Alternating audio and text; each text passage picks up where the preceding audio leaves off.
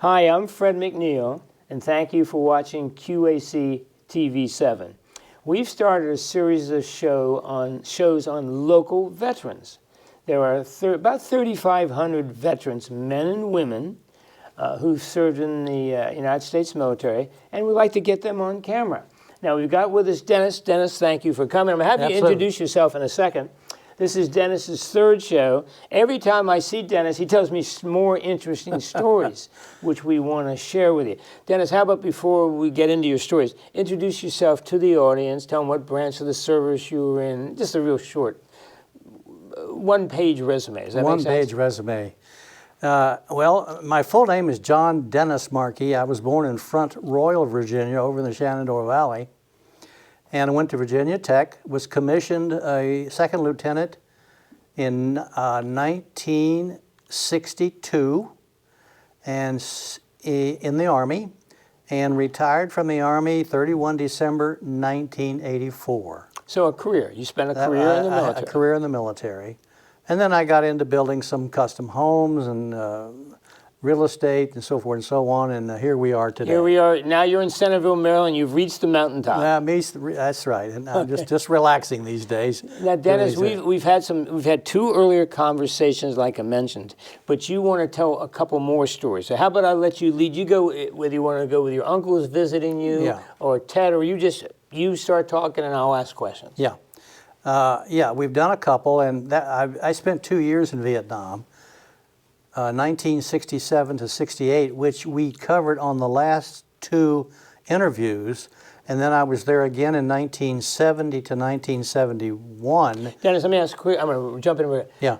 A lot of guys who did two tours said there was a noticeable difference in the military and our environment with a gap of years like that. Did you notice any? I mean, was it still a war, uncomfortable, and all the bad things of war? Had the military changed? Soldiers changed? Well, you have to listen to what I did. Okay, go ahead. Then you'll understand. Okay, good. Go, man, go. Okay. So we covered my first tour, which I was in a combat aviation unit. And I was there for Tet 68, which was probably the most famous battle of the war. And we had a great conversation about you defending helicopters, correct? Yes, and a lot of helicopters. But there's one thing I'd like to mention about that, which I forgot. We had arranged, we being the U.S., I guess, U.S. Military forces in Vietnam, had arranged with the North Vietnamese Army and Viet Cong for a 3-day truce during that time. And a truce just like we're talking in Gaza currently. Stop shooting. No shooting. Back down. Have fun, enjoy yourself. It's your New Year's, drink and be merry and so forth. Well, fortunately, my unit, we constructed some defensive positions that had we not done that, the outcome would have been much different than it was had we, because of the things that we did to protect ourselves. So the truce just didn't, there was no truce? There was no truce, no. Okay. They on the first day of the truce, we were fighting like mad. They violated. We didn't violate. Yes, that's right. They violated. They violated the truce. So I just wanted to mention that one thing to clean up Tet 68. Another little story, it's a personal story. When I was in Vietnam on the first tour, I had two of my uncles visit me. It's an unbelievable story. It is. Unbelievable. Now, they didn't visit me particularly. They both were there on a mission of their own, not in the service. They weren't in the military. I had my mother's sister's husband, who was an MD, a doctor. He came over, and I don't know why, on his own, I don't know, to visit civilian hospitals to help them organize and to see how they were treating people and to do what hospitals do. Yeah, sure. Just kind of an inspection. And help them out, answer questions, that sort of thing, I guess throughout the country. The first place he went, there was a woman in the bed, like she was dying. And Uncle Ralph said, now, what is the problem with this young woman here? Well, she broke her arm. She'd been there for 2 weeks. Did they ever explain to him why she was in bed for 2 weeks? They didn't. If they probably explained it to him, because he was pretty difficult to get along with. He basically threw her out of the hospital. That's what happened. A broken arm in a bed for 2 weeks. My other uncle was my wife's brother. He was working at Picatinny Arsenal in New Jersey, which they made munitions and so forth and so on. And as it turned out, when our infantry was in contact and they would call in artillery support, the artillery would fire the rounds in support of the infantry as directed. Right. But the rounds were not exploding. Now, was he a higher echelon type person in the armament in that particular initiative? He was a reserve colonel. Oh, okay. He was in World War II, stationed in Panama. Oh, so he had military experience. Had military experience, and so I think that's one of the reasons they sent him over there. Sure. And these rounds were not exploding, so they needed to... so we're shooting rounds to protect our people when try to accomplish something. They just weren't... They weren't exploding. They're just a hunk of metal going into the ground at the other end with no results. Not doing any good. Not doing any good at all. 105, 155 rounds, probably most of them at the time, is what we were using. Okay. He came over, and unfortunately, I saw him, and we commiserated for a day. I got him a room for the night, and then he was gone. And I didn't see him again. So the results of his trip... I know no one else, and I've interviewed a lot of people, having spent a year in Vietnam, that has I had a cousin who was in Vietnam, but I never saw him the same time I was. But to have two relatives, non-military, assigned to, that was unheard of. That's amazing. It was. I don't know if there's anybody else. I've never heard that. That's great. Now, I had a brother over there, but he was in the Navy. Okay. He was aboard a destroyer.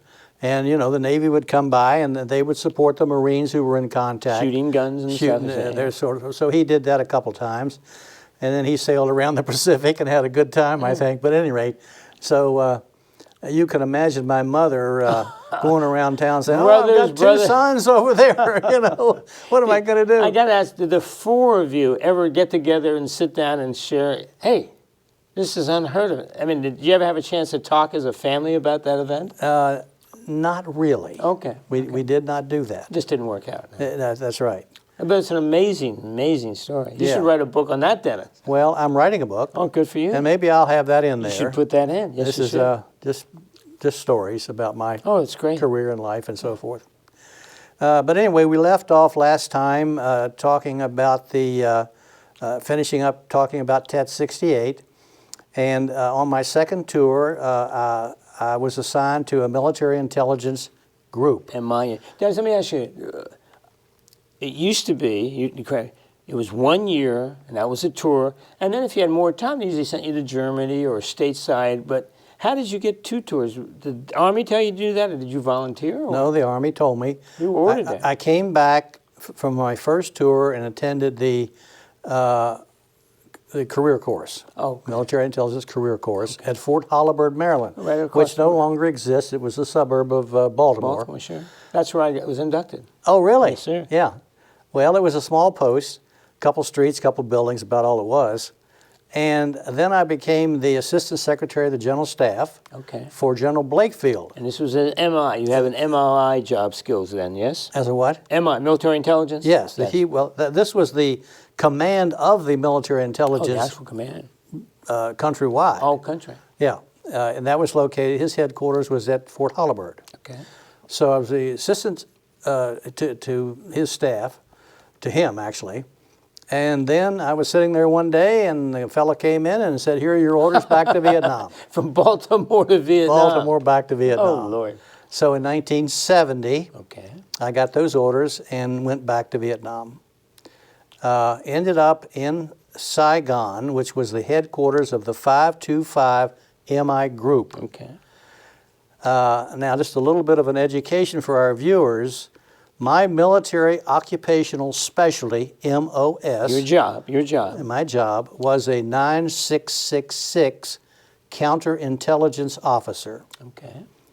We had another branch, if you will, or road that you could travel, which was 9668. That was also an intelligence officer, but a 66 counterintelligence was precluding the enemy from getting our secrets.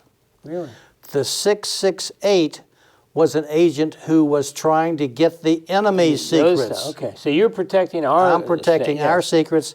He's getting the enemy's. He's gathering. He's gathering through sources and all that sort of thing. Sure. Secrets from the whomever we Right. directed to do it.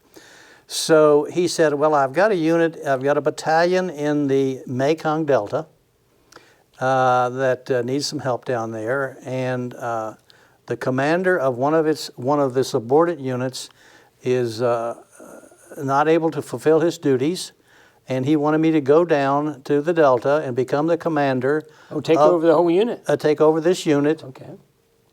Of 9668 personnel. Okay. I said, Colonel, now I'm a 9666. Yeah, you're going to go out and get it rather than protect it. Yes. That's right. And so he said, that doesn't make any difference. I know you can do You're the job. MI and you're a good man. Yeah, MI.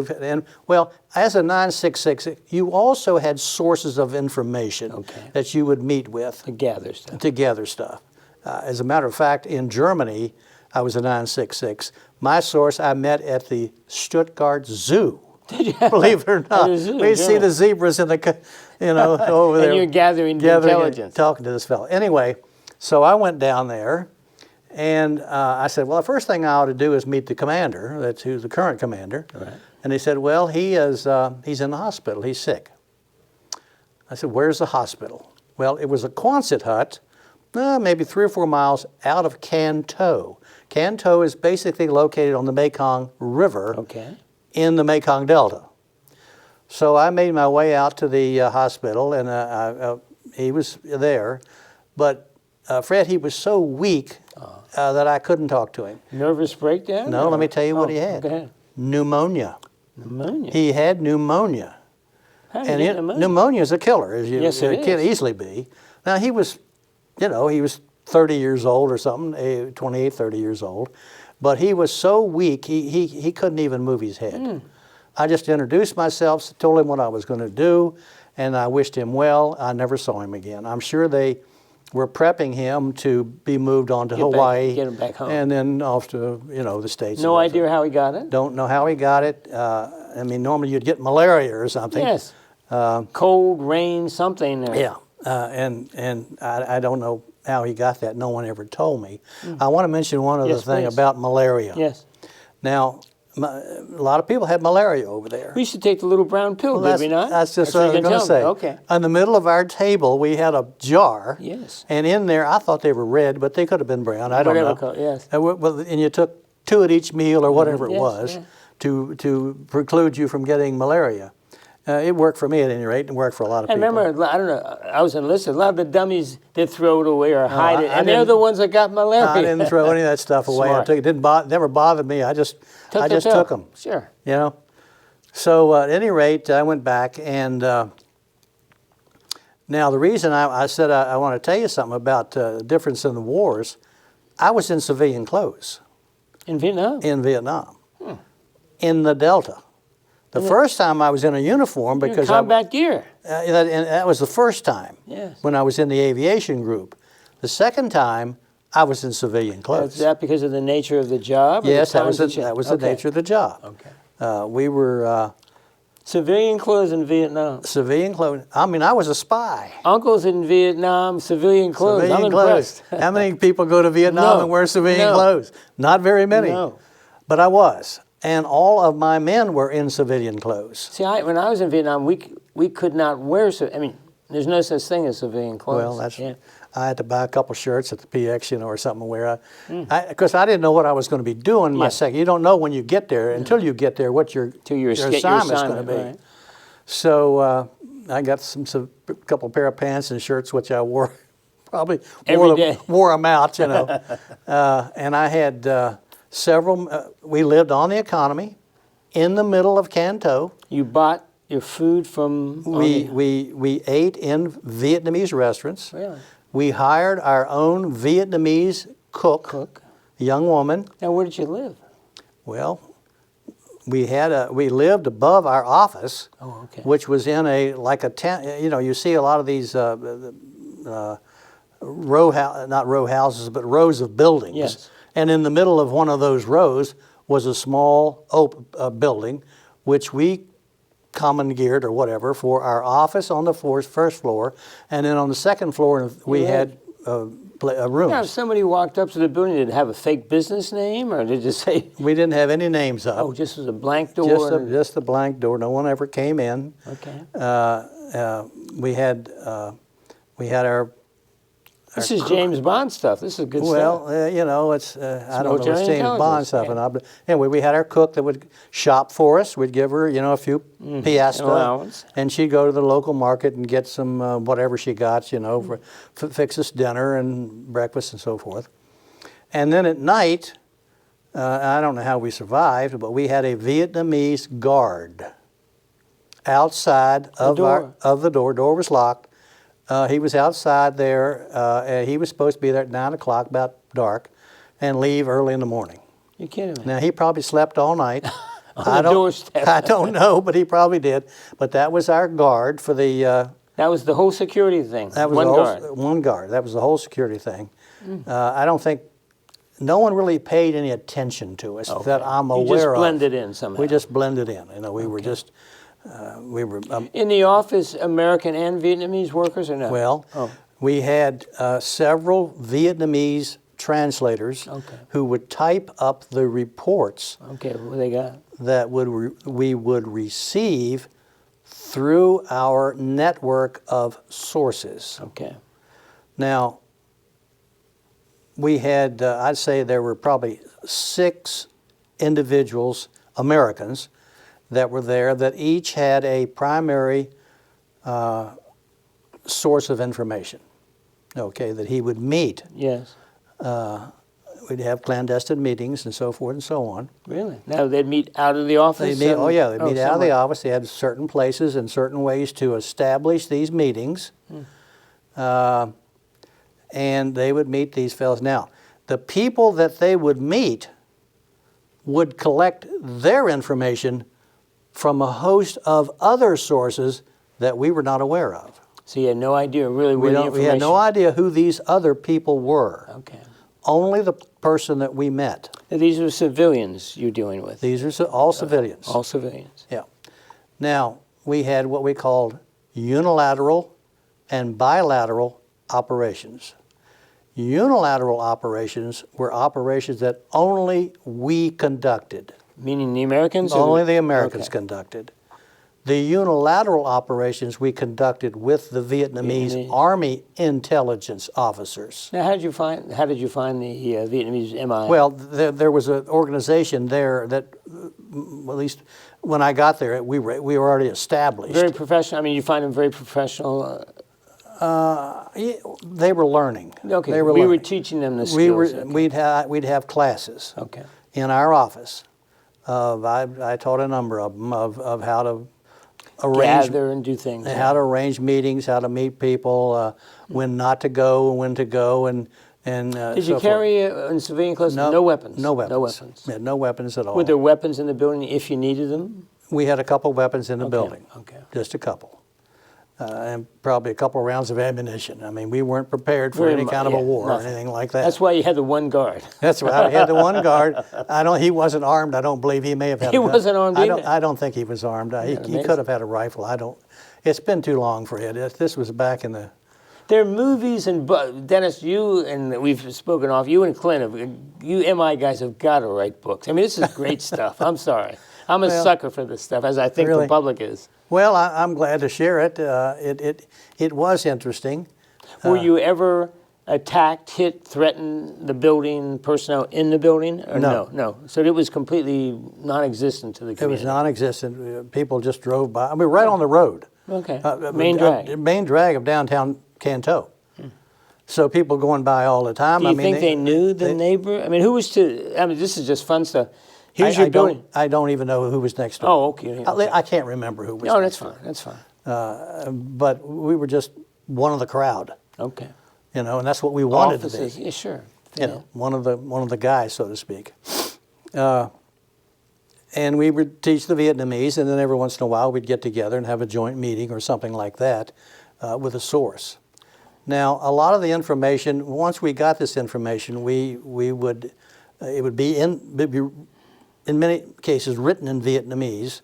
We'd have our translators there who would type it up in English, and then that would be forwarded to Saigon or to a local unit if. Let me just, okay, so you're getting this information. Could you, from that building, give orders to a unit or suggest they do something? Or no, that was Saigon's job? In other words, could you tell an infantry unit, I'm just making this up, down the road, hey, look, guys, I got intel that says yada yada is going to, you better, did you have that? We could do that, but we didn't do it very often. Okay, so that was unusual. Now, we had a division, a U.S. Army division, that was providing combat operation or conducting combat operations in the Delta, but they were housed offshore in the South China Sea on boats. So they'd have to come in. They'd have to come in by helicopter, do a search and destroy, which was the typical mission. Get in, get out. Get in, you know, and get out, get the helicopter, fly back to the boat, have dinner, come in the next morning, and so forth and so on. Now, we also had Navy SEALs.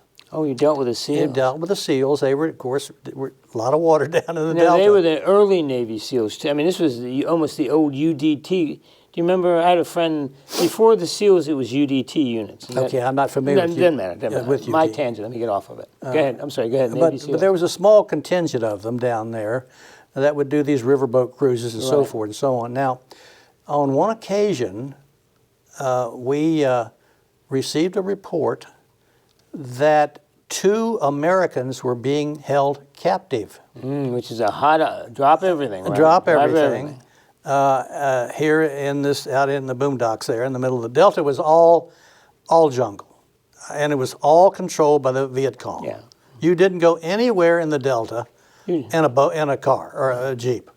You flew everywhere. It wasn't ours. It was just not ours. Now, I had people in Canto, down south in Bac Lu, in the middle of the country, of the Delta, in Vitan, and out on the South China Sea at Roc Yau. All agents at these different locations. In civilian clothes? All in civilian clothes. We all wore civilian clothes, every one of us. Well, who do they think? I'm not. I can't answer that. Oh, okay. I can't answer it. Okay. I don't know. Okay. I mean, to me, if I saw tall Western men in civilian clothes, maybe that's because I'm a Westerner, but I can't imagine if, wait a minute, these guys ain't selling widgets, right? That's right. Well, we play games sometimes, you know, if you will. That's why you're military intelligence. That's your job. You know, that's what we did. Yes. But we got this report of these possibly two Americans being held captive in the Delta, out there in the jungle. So I thought the best thing to do with that was to give it to the SEALs. The best. Yeah, give it to the SEALs. Let them, you know, because it was up the river, not the Mekong River, but rivers were everywhere down there. Sure. It's Chesapeake Bay. You had all these tributaries and all over the place, and see if they could do something with it. I never heard back from them. So you don't know whatever happened. I never heard that there were any American PWs rescued or even held captive in the Delta. So it might just have been a rumor. It could have been a rumor. Normally, most of the time, if troops were captured, they were moved to North Vietnam. Got them out of there. Soon. Yes. Put on the Ho Chi Minh. The first day, they were moving north. Because they knew we'd send everything we could to get those kids back. Get those guys back. So, yeah, they were going north. So maybe they were at one time, but they weren't there very long. Okay. So by the time if they were there, they probably moved. They were gone. Dennis, let me ask you. This is just a fly-by-night question. Yeah. Personal opinion. Nothing to do with military background. Do you think they're the remains, and we know there are remains, were there POWs after the truce? After the truce? After the end of what we declared the war ending in Paris or whatever it was. Do you think there were people kept afterwards, after we'd traded to get them back? Yeah. Now, what's your opinion? I do not think so. Okay, good. I'd like to hear that. But there were any number of GIs who remained in Vietnam after, it was July of 75 when we pulled out, because they had families. Yes. They had married Vietnamese women, and they stayed there, and they probably, that was the rest of their life, they were in Vietnam. Now, these weren't deserters? No, these weren't deserters. They just didn't go home. No. Well, if you had children and a wife you loved, like you know, that's difficult. That's difficult. That's right. And maybe they didn't have a family at home, or maybe they traveled back and forth. I don't know, but I know that did occur. Okay. How many? I don't know. Okay. I mean, I don't know how you feel as a Vietnam veteran. It's like a book that you haven't finished. To me, there's still another chapter. Now, I know they're still finding remains, and we're cooperating with the Vietnamese to find remains when we can. Well, I can tell you about that. Please. Now, we only have a minute left, so can you do it in a minute? Well, I'll just tell you that my brother Go ahead. happened to be in the computer business with the MIA POW program at the Pentagon. Okay. And he flew to Thailand to set up a program who would help to locate these graves, and they're still finding them today. Well, we had jets and right? We just and see, if a jet was shot over Vietnam and landed in Laos, we couldn't. Theoretically, we couldn't go get him. Even if he was right there in the borders here, we can't go get him. There's a whole, I don't even want to open that book, because there's a whole unwritten chapter that scares me to this day. And it might all be myth, and it might be, you know, but every time I see that POW, MIA flag flying in front of our post office, you go, maybe. Well, Dennis, look, I apologize. Here's what you got to do. I want you and a guy named Clint, we talked about, 2 MI agents. Yeah, we have talked. You've got to write a book. His stories in the mid-80s, your stories in Vietnam, they parallel each other. They're different universes, but the average person on the street, I include myself, have no idea not only the importance of military intelligence. We all say, well, that's an oxymoron, military intelligence, but no. Well, I've got a saying. Go ahead. Troops win battles. Intelligence wins wars. And you're correct. And we unfortunately, we're learning that too much because of our lack of it, aren't we? Yeah, that's right. Intelligence wins wars. We've got to have it. It's got to be done. And usually it's got to be corroborated. Yes. By some other source. Right. We like to have a couple sources that tells us the same thing. That this is what's happening. Those guys are there. That plane's down there. Well, Dennis, I apologize. Again, the quickest half an hour in your life, all right? It is We'll quick. keep coming back, or I think the best way is, like I said, you, Clint, write a book. I'll buy it. It'll be a New York Times bestseller. We'll sell one copy of it. There we go. You got it made. And thank you for coming on again. Certainly. I'm Fred McNeil. Thank you for watching the show called Thank You for Serving. My time's up. Thank you for your time. We're going to see you next time, and I want to salute all the men and women out there, veterans, and I also want to remind everybody, and I wear a bracelet around my wrist, 22 veterans every day tragically commit suicide. Yeah, this is a national something we have to, a problem we have to deal with. It should not be forgotten. These people need help. Thank you for watching QACTV 7.